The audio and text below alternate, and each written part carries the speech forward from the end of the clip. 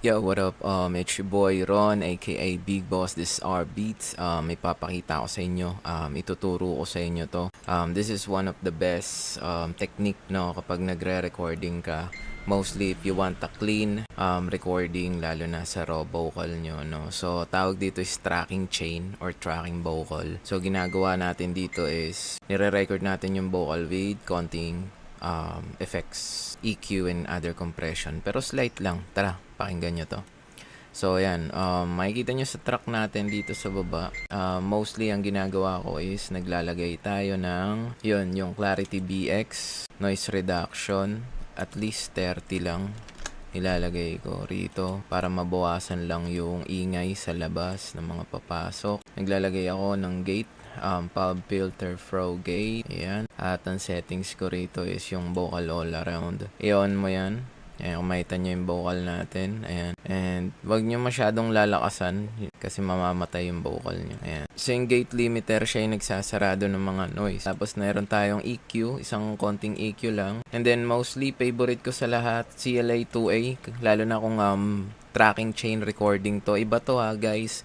Re-record natin yung vocal natin ng may effects. So kailangan hindi full blown yung effects natin. Tapos magma-mic test muna tayo kung tatama tayo dun sa threshold. Kung makikita nyo gumagalaw yung knob.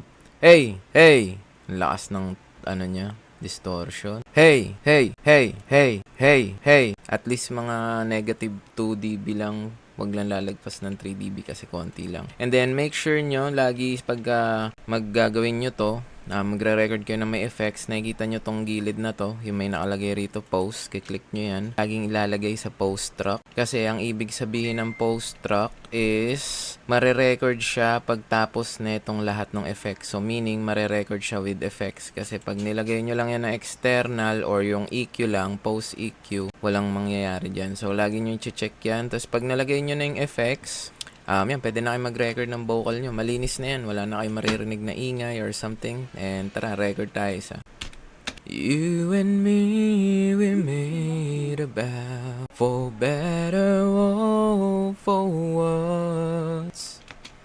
So, ayun yung ni-record natin, guys. You and me, we made a vow, for better or for worse. Ito yung sa baba. Ito yung ni-record natin with effects. Pakinggan natin. You and me, we made a vow. So kung makikita nyo guys dito sa part na to, napakalinis sa umpisa pa lang kasi meron tayong noise reduction. Ayan yung part na yan. Meron tayong noise reduction tapos ginamitan natin gate. Kumpara nyo dito sa baba.